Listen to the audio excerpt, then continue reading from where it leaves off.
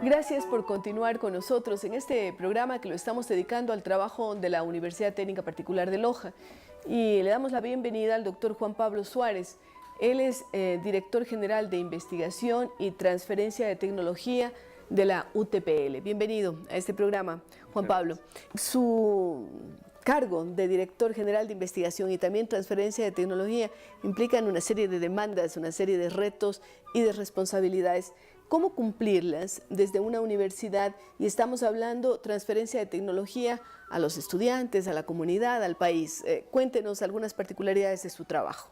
Sí, yo creo que es un gran reto, no solo para esta universidad, sino para las universidades en general. En nuestro país, buena parte, bueno, y en muchos países de Latinoamérica ha sucedido también lo mismo. Las universidades durante mucho tiempo han estado dedicadas principalmente a la docencia. Siempre se ha hecho alguna actividad de investigación, pero esto ha sido más bien secundario. Tangencial, claro. Sí, algún proyecto puntual, pero no, la investigación no ha sido un eje central del quehacer de la universidad. Entonces, para nosotros como Universidad Técnica Particular de Loja, hemos puesto un gran empeño en querer impulsar la investigación. Pero no solo ahorita, ustedes lo vienen haciendo desde hace algunos años, ¿verdad? Sí. El tener una cierta capacidad instalada, por decirlo de alguna manera, para desarrollar investigación requiere cumplir una serie de elementos. Digamos, no es algo que se puede solventar de un día para otro, ¿no? Quizás lo primero y más importante es formar equipos humanos. ¿Y ustedes estaban preparándolos ya? Sí, nosotros como universidad, a partir del año 2003, iniciamos un programa para la formación de nuestros profesores en doctorados, con varias universidades, principalmente de Europa. ¿Usted fue uno de los beneficiarios? Fui uno de los que participó en esos Claro, porque usted tiene un doctorado en la Universidad de Tübingen, en Alemania, ¿no? Exactamente, sí.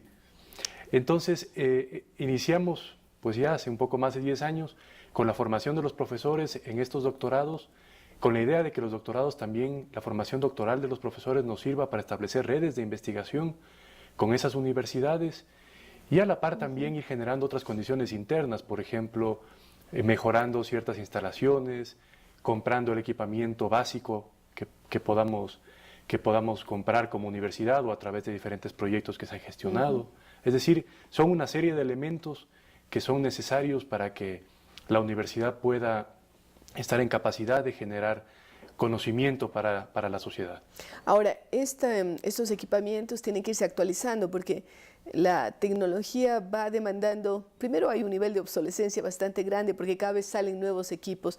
Tener una base es importante y luego mantener actualizado, pero también cómo ir formando a ese recurso humano, inclusive para que pueda sustituir piezas y partes en un momento determinado. Sí. Al no tener nada, cuando uno se inicia, realmente es muy difícil, duro, ¿no? claro. Pasar de 0 a 1 quizás es la etapa mucho más difícil. Por todo, incluso si uno tiene una fuente de financiamiento, en nuestro país todavía hay una serie de condiciones generales de la sociedad que no nos permiten, que no nos facilitan el poder tener una capacidad instalada en un tiempo corto. Pongo un ejemplo, es decir, vamos a importar un equipo especializado. Esa importación de ese equipo, por las mismas razones de los proveedores, de la propia demanda nacional, esa importación va a demorar varios meses. Y los costos son muy altos también. Luego el equipo llega al país, llega a nuestros laboratorios, habrá que esperar semanas, quizás un mes, que venga el técnico para instalarlos, profesamente a instalarlo. Luego, si aparece algún desperfecto, habrá que esperar otro tiempo más hasta que el técnico vuelva. Es decir, son algunos de los retos que se tienen en este inicio, ¿no? Pero ustedes lo han superado, ese inicio. Hemos tratado de enfocarnos en ciertos temas estratégicos como universidad. Es evidente que nosotros no podemos hacer investigación en temas que requieren equipos altamente especializados y muy costosos. Pongo un ejemplo, quizás hacer una investigación en física y decir que vamos a tener un acelerador de partículas, claro, pues eso es irreal, ¿no? Algo está fuera de las perspectivas, ¿no? Es irreal, sí, ¿no? Lo mismo pasa incluso en temas de biología molecular, genética. Pues hemos tratado de encontrar un determinado, por decirlo, un nicho en el cual nosotros logremos hacer una investigación que sea relevante, incluso a nivel internacional, pero que también sea factible para nosotros en este momento de la universidad. ¿Y cuál es ese nicho al que ustedes le están dedicando más esfuerzos?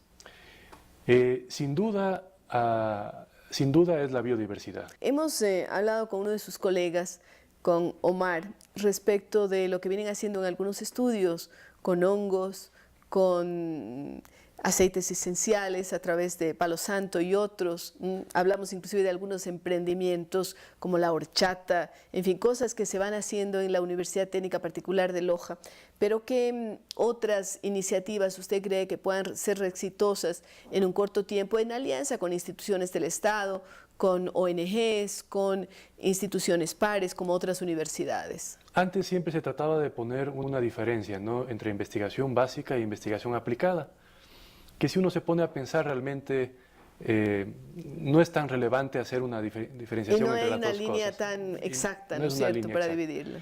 Entonces nosotros, antes de que pensar en algo aplicado o en algo básico, lo que estamos tratando de pensar es en resolver algún problema de la sociedad, y para resolver ese problema de la sociedad hay que generar un conocimiento que luego se puede aplicar. De ahí puede resultar una patente, puede resultar un nuevo producto o simplemente un mejor entendimiento de una problemática. Para abordar el tema de biodiversidad, uno de los primeros esfuerzos que hemos hecho es hacer muchos esfuerzos para caracterizar diferentes grupos de biodiversidad. Por ejemplo.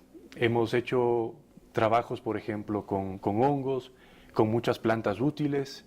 Hemos caracterizado también no solo determinados organismos, sino las interacciones entre varios organismos. Por ejemplo, hay unos trabajos muy interesantes en la Estación Científica San Francisco. Hemos colaborado con un grupo de investigación alemán, donde se ha hecho una investigación muy completa, muchas capas de información sobre el bosque lluvioso de montaña. Yeah.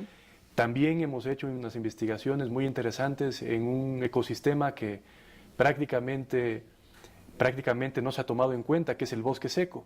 Quizás estos días hemos escuchado mucho por el tema del florecimiento de los guayacanes. Sí. Pero normalmente no escuchamos tanto. No se le presta tanta atención porque se piensa que está seco y que no sirve, pero allí hay una gran utilidad.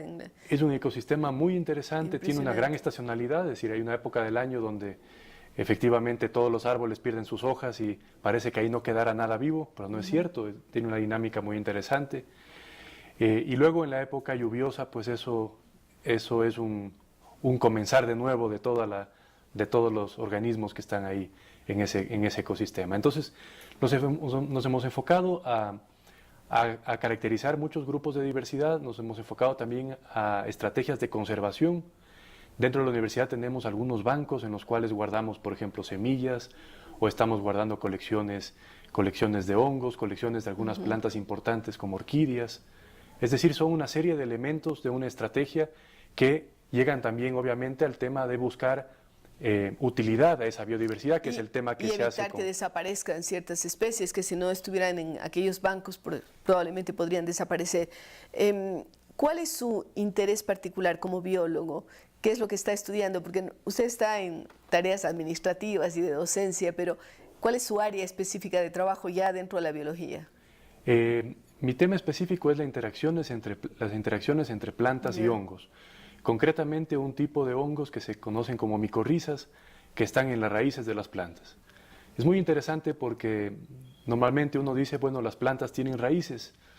No es cierto, las plantas tienen micorrizas, porque la la absorción de nutrientes que hacen la planta y la relación con su medio está mediada por estos hongos. Estos hongos permiten que la planta pueda captar mayor cantidad de nutrientes y que pueda resistir de mejor manera, por ejemplo, a épocas de escasez de agua.